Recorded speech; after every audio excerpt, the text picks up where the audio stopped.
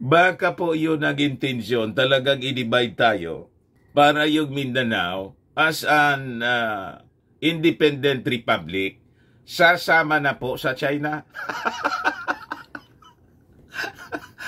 O, di ba?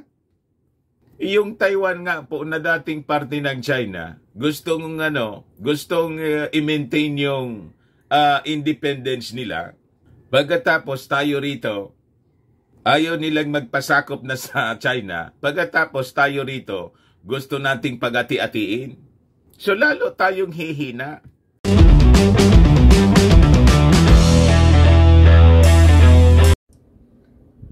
Naglabas na mga kababayan ng medyo mabibigat na pananalita yung ating Pangulong Bongbong Marcos laban kay Mau Diggs in relation po mga kababayan sa proposal nito na ihiwalay ang Mindanao sa Pilipinas. Tinawag niya ito mga kababayan na preposterous and doomed to fail. O yan po mga kababayan yung report ng Politico News. Sabi ng ating Pangulong Bongbong Marcos, ito anyang panawagan for secession, doomed to fail. It is preposterous anya. Yan po yung ating Pangulong Bongbong. File photo siya with former President Digong. Di anya Mr. Maravillas ang ibig sabihin ng ating Pangulong Bongbong Marcos. Bakit anya nasabi mo na yung pahayag ng ating Pangulo medyo mabigat laban sa dating Pangulo?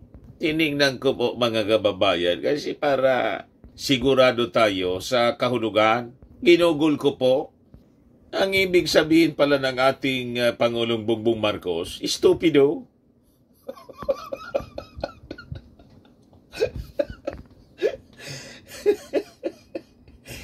Ikaw niya, Mr. Maravillas. Lalo niyan mag-aamok si... Kung tumira na naman po siguro ng fentanyl, malamang ganon ang mangyari. Tinignan ko po, ginugol ko talaga po. Gatong ka na naman niya, Mr. Maravillas. Hindi po, wala akong panggagatong. Ako kasi, nalaliman ako. Matalino po yung ating... Napakatalino ng ating Pangulong Bongbong Marcos sa ibang bansa. Nag-aaral po. Kaya refine siya. Kung magsalita, gumagamit siya ng medyo mga... mga malalalim na mga pananalita. Hindi siya mga kababayan nagsasabi ng mga tawag dito, mga salitang kalye. Yun ang maganda sa ating Pangulong Bongbong Marcos. O dahil po sa lalim ng kanyang pananalita, napilitan ako na i-check po, i-google. Nang tingnan ko po kung ano yung mga synonyms. Di ba? Pag nagko-consult tayo sa dictionary, ngayon, Google, dali-dali pa. Para mas lalo nating maintindihan kung anong sinasabi. Lalo kung ang mga pinipiling mga pananalita malalalim. Ang ibig sabihin pala ng ating Pangulo, stupido.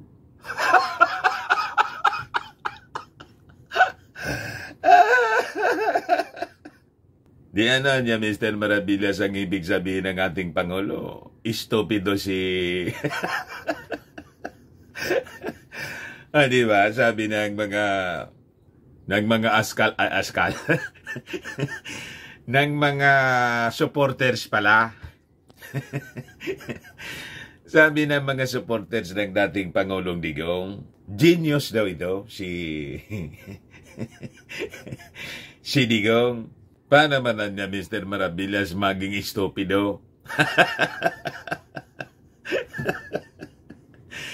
Yan po yung kinalabasan. Tingnan po niya natin. Google. Preposterous.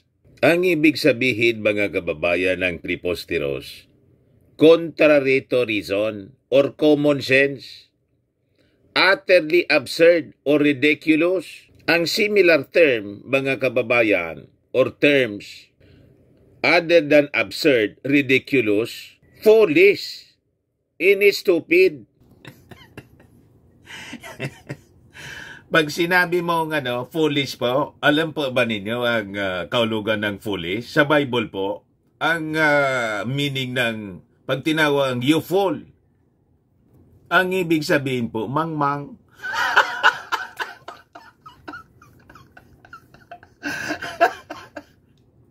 Yung foolish po, mangmang. Talagang stupido. Ano pa yung similar term? Ludicrous, farcical, laughable. Pare-parehas ang ibig sabihin, no? Katawa-tawa, stupido, mangmang. Yun pala, mga kababayan, ang description ng ating Pangulong Bongbong Marcos sa proposal po ni Fintamao. Nagpapainit ka na naman niya, Mr. Maravillas, ng kwento. Hindi pa ako nagsulat dito, ha? At hindi ko po narinig. Sila yung nakarinig, isinulat dito sa isinulat po dito sa Politico News. Preposterous, Duterte call for secession doomed to fail. Sabi po ng ating Pangulong BBM. You see? Pero niya, Mr. Maravillas, talaga namang sakto.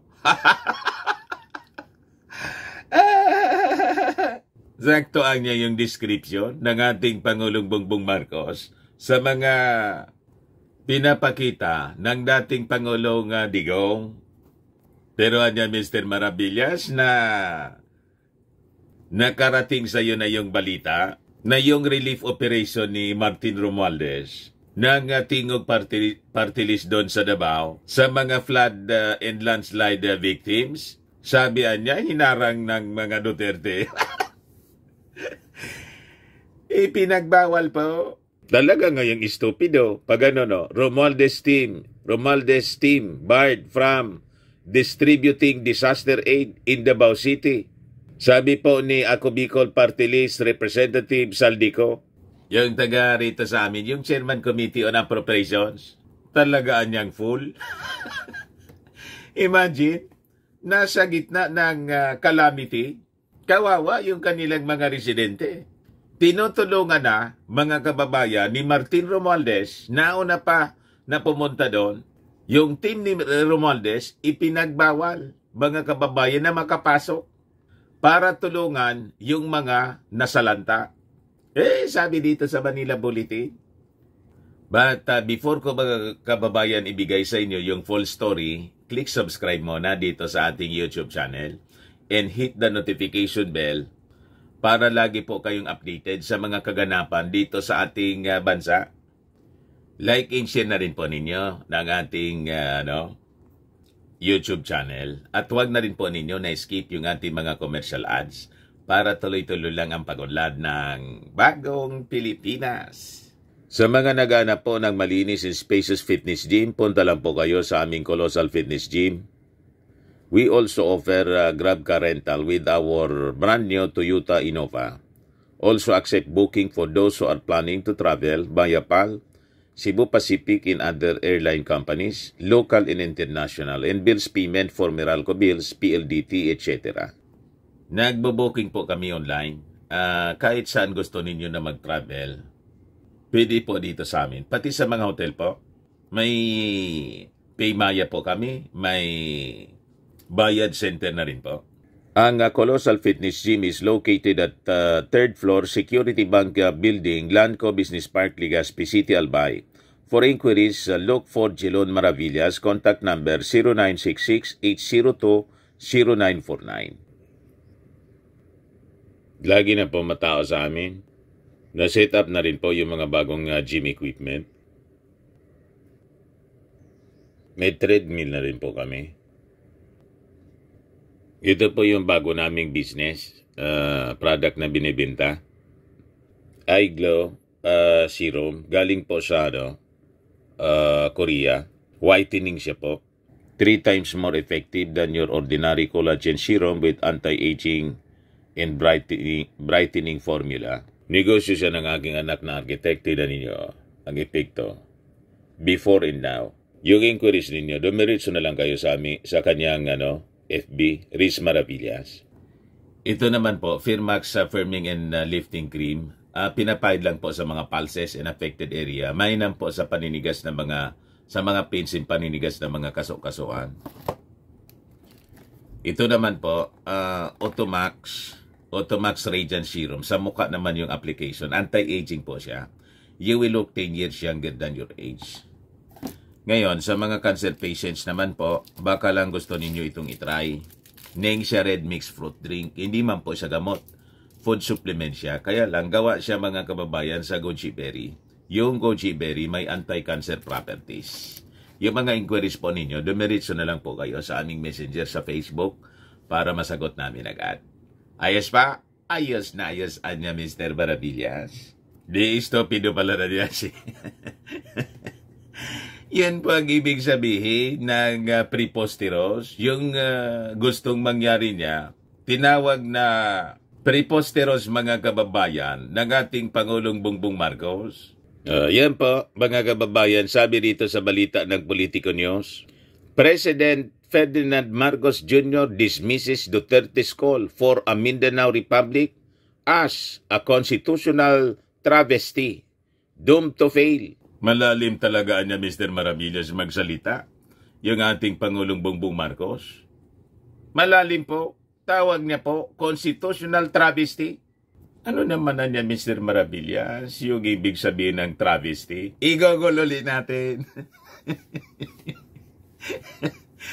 Di ba? Para, wag kasi isipin ninyo si Mr. Maravillas, nagagamit ng kung ano-anong mga salita. Ayaw nating magkamali. Si Gogol. Sagot ni Gogol.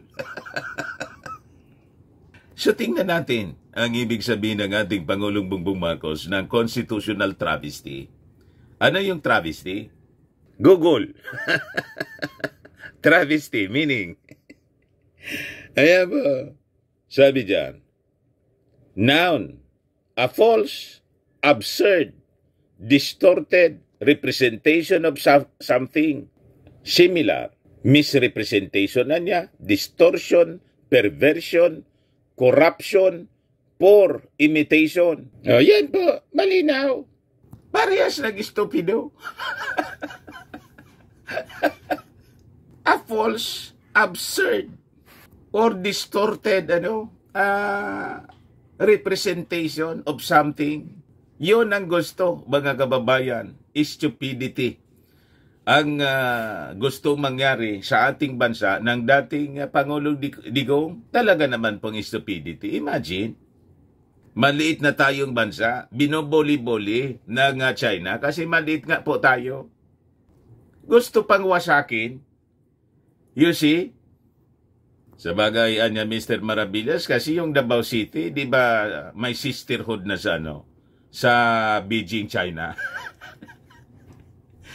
Baka po yun ang intensyon, talagang i-divide tayo para yung Mindanao as an independent republic, sasama na po sa China. O, di ba? Yung Taiwan nga po na dating parte ng China, gustong i-maintain yung independence nila. Pagkatapos tayo rito, ayaw nilang magpasakop na sa China. Pagkatapos tayo rito, gusto nating pag-ati-atiin. So lalo tayong hihina. Di ba? Talaga Mr. Maravillas, destabilization yung ginagawa ng dating Pangulo. Dinidestabilize po talaga. Yun ang agenda ng China po. Ayaw nga nating ibigay yung mga shoals, yung mga islands dito sa West Philippine Sea. Maliliit lang siya na isla. Yung iba, mga Mga shoals pa. Kung yun nga ayaw nating ibigay, pagkatapos ito, wawasakin natin yung dating ng parte, integral part ng ating bansa, Luzon, Visayas, and Mindanao. Kung hindi yan stupidity talaga, absurdity, foolishness, ano yung tawag mo doon? Tama po yung ating Pangulong Bongbong Marcos. Kaya lang, nagpumili siya na medyo malalim na pananalita. Kasi di ba tayo mga Pilipino, sabi nga, dito sa amin, day mo man lamang anya kinutsara. Ano niya, Mr. Maribilla, sa ibig sabihin nun? So, medyo pananalita na disente man lang. Pero yung kaulugan, ganon pa rin. Istupido pa rin, mga kababayan, ang ibig sabihin. So, sabi ng ating Pangulong Bongbong, it is doomed to fail. Bakit alam niya? Kasi mismo mga taga Mindanao, ayaw po ng ganon. Nakipagkaisa na nga po yung dating mga nagrebelde. Pagkatapos, biglang wawasakin mga kababayan ng dating Pangulo.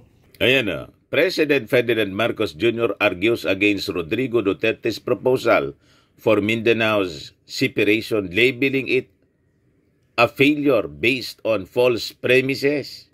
Masama talaga niya, Mr. Maravillas, masama talaga niya yung epekto ng fentanyl. Masama po. Kaya sabi ng ating Pangulong Bongbong, patingin na nga niya muna.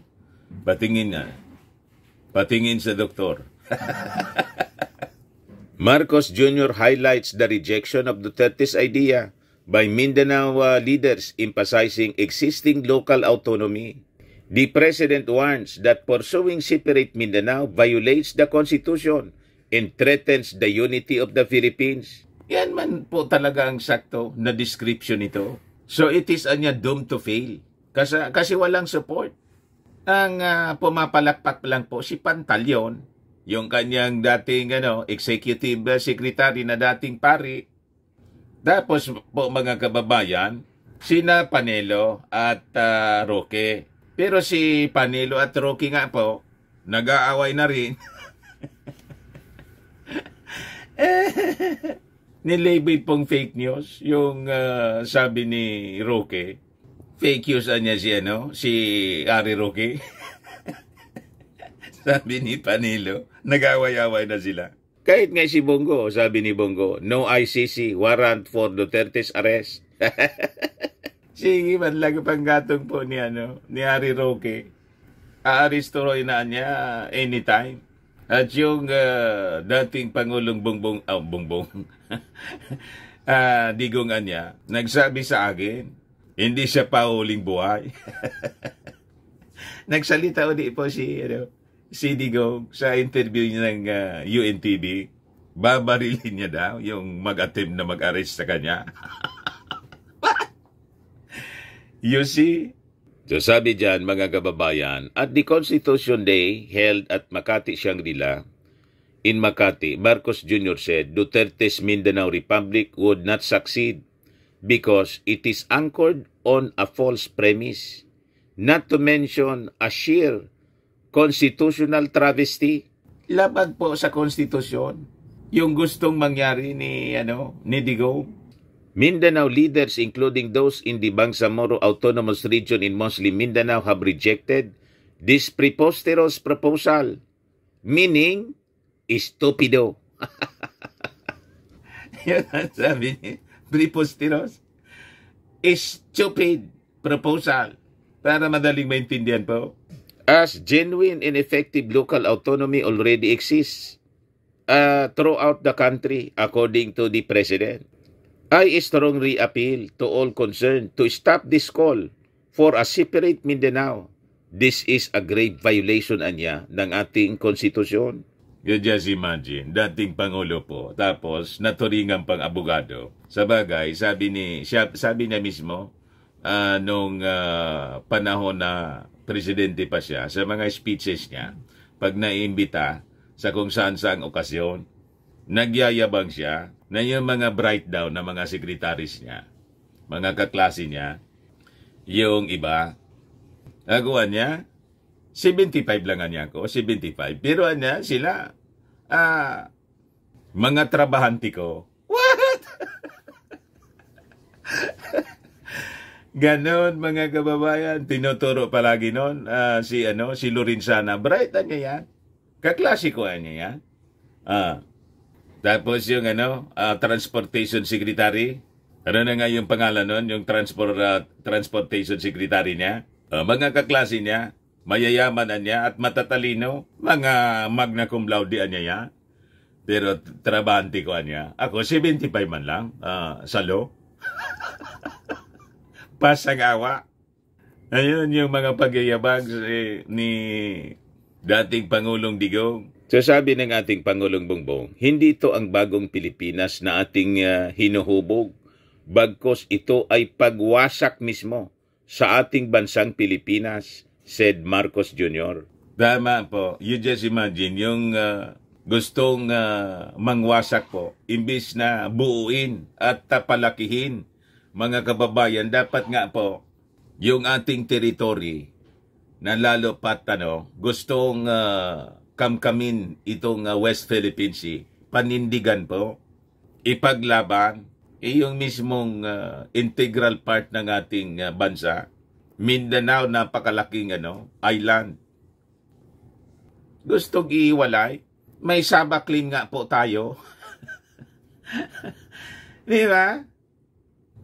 So, diyan niya ba, Mr. Maravillas, malinaw itong pagtaksil sa ating bansa? Malinaw po. Ito pa, yung pinakita ko sa inyo. Yung mga Romualdez po, tumutulong na nga sa mga nabaha na landslide sa kanilang lugar. Hinarang daw po, sabi po ni Congressman Saldico ng Ako Bicol. Yan Romualdez team barred from distributing disaster aid in Davao City. Sabi po yan ni Ako Bicol Party List Representative Saldico sa interview ng teleradyo. Talaga niyang may pagkadilawan, Mr. O gali pong dilawan yung mga ganon. Parang si Maruas noon, gustong agawin yung iba naman yun, yung case. Gustong agawin yung posisyon ni Romualdez, yung mayor ng Tacloban. Kapatid yata yun ni Martin. Remember niya that the president is an Aquino and you are a Romualdez. You see, ito naman po, nasa gitna yun ng disaster. Katatama lang ng super typhoon, Yolanda. Pagkatapos, ganun kung mag-behave. Wala itong pinagkaiba po. Nasa gitna tayo ng calamity. Tinamaan ng landslide, ng matinding pagbaha. 10 na po yung namamatay kasi may na-landslide po yung lugar. May mga sasakyan, may bus po, natabunan. At 31 pa po yung missing. Yan mga sundalo po, mga kababayan, sabi dyan as of 2:30 p.m. Thursday, the death toll in Maco, Davao de Oro landslide rose to 10. While 49 others are still, 49 nga pala, is still reported missing 2 days after the massive landslide that hit Barangay Masara. The number of injured survivors remains at 31. 31 yung injured. 49 missing. Kaya po. Sabi dyan, search for mom, 3 kids in landslide-stricken area in Davao de Oro on. Grabe po yung nangyari. Yan po. Yung mga rescue and search and rescue teams. Pagkatapos, yung nakakalungkot, maririnig natin yung ganitong uri ng, balita na yung tulong, hinaharang pa. Kasi yung tulong galing sa Romualdez, kay Martin Romualdez. Pati yung pagtulong po, pinopolitika. Talagang, ang target po nila, ang gusto nilang sirain talaga po, yung successor ng ating... Ikaw talaga, Mr. Maravillas. Sige duda po nila kasi. Politika, si Martin Romualdez ang laging pinopolitika nila. Yan po, dahil lang sa confidential funds, mga kababayan. So sabi po ni Ako Bicol Party List Representative Saldico, Siya yung nagbulgar ng 51 billion ni Pulong. Yung mga volunteers daw from the offices of Speaker Martin Romualdez and Tingog Party List are being prevented in Davao City from distributing aid under the Department of Social Welfare and Development, Assistance to Individuals in Crisis Situations Program. Yan po, mga kababayan, ang laging pinag-iinitan ngayon. Nasabi ng mga supporters po, malayo man na niyang manalo yan, kulilatan niya sa mga surveys. Pumantay na po. Yung trust ratings ni, statistically tayo, ni Martin Romualdez, kay Inday. Gaya niya siguro, Mr. Maravillas, kasi malayo pa naman yung 2028 elections. Lalo anyang na-insecure, kasi pumantay na si Martin. Malamang ganun yung iniisip nila. Pero, sa panahon dapat ng calamity, ganitong sitwasyon, kailangan isang tabi muna yung mga ambisyon sa politika. Di ba? Dapat nagkakaisa yung mga mamamayang Filipino sa pagtulong sa mga biktima. Dapat ganon. Huwag na dapat munang isipin yung kung ano mga political rivalries, yung hindi pagkakaunawaan. Di po ba ganon? Sabi dyan, are politics getting in the way of distribution of aid or ayuda in the disaster-stricken Davao region? Pinasok na po ng politika. Hinaharang sa Davao. Pagdating ho sa Davao City, rinireport ng mga kasamahan doon na binabawalang mamigay ang representative ni Speaker Romualdez at ng Tingog Party List. Kaya yung instead yung pwede sana maibigay yung AX, namimigay na lang ng sariling pera at bigas ang ating speaker para lang maipaabot ang tulong. Sabi po ni Saldico. Ayan po si Saldico, yung taga rito sa amin. Ako Bicol Party List and Chairman Committee on Appropriations. So sabi po Nico, the people should not suffer if there are political differences between the speaker and the local officials of Davao City. Sana pagdating sa pagtulong, wala na lang personalan dahil kailangan ng Davao City ang tulong. Tama po mga kababayan ng tinuran ni Congressman Saldico. Si Congressman Saldico po, yung ako Bicol Party List, hindi lang dito sa Bicol, pagdating sa mga pagtulong, buong Pilipinas, kasi yung party list, di ba? Binobotohan yung party list buong Pilipinas. Ganon din po yung Tingog Party List. Kaya pumunta yung Tingog Party List doon para tumulong po. So sabi dito sa balita, earlier Speaker Romualdez facilitated the release of some 150 million pesos in financial aid from President Marcos administration to all the flood victims in the Davao region. This will be under the AIX of the DSWD, course through the members of the House of Representatives and local government executives. The offices of the House Speaker and Tingog Party List have earlier sent 21,000 food packs to the affected families in the region.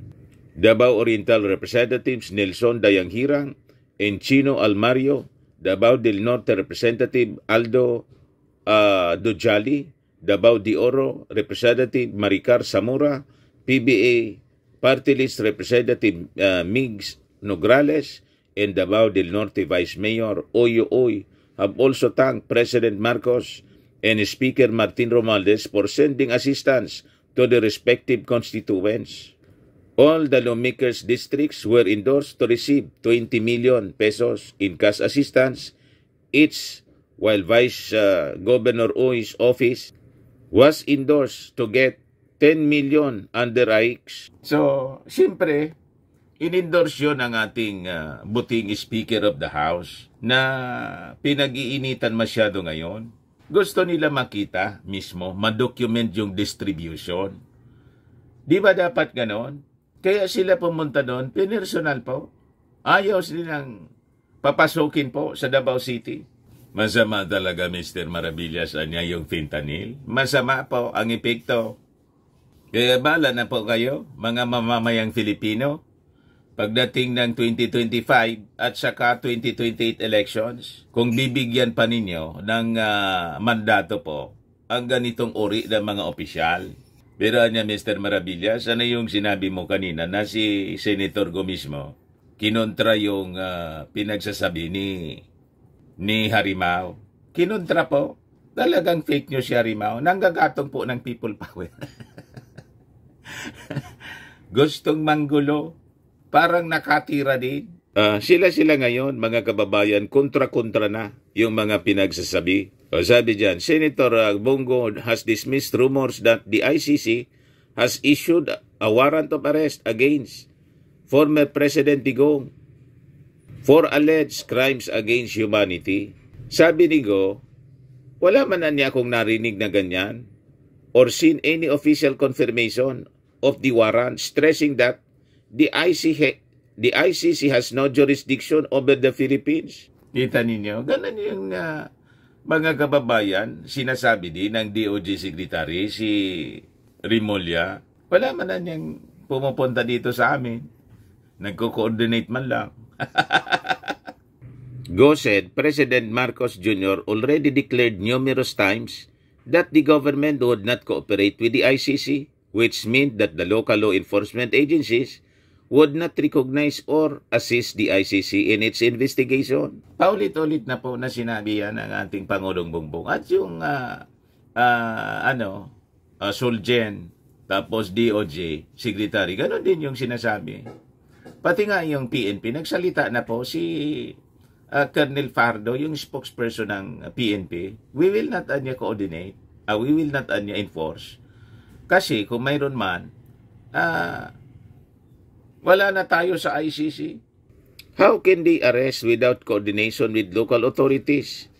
Is it possible? As former President Duterte has said, look for him in Davao City. How can you arrest him there without the cooperation of the law enforcement agency, sabi ni Go? So confirm po, fake news si fake news mga kababayan, sabi ni Sal Panelo, si Harimao.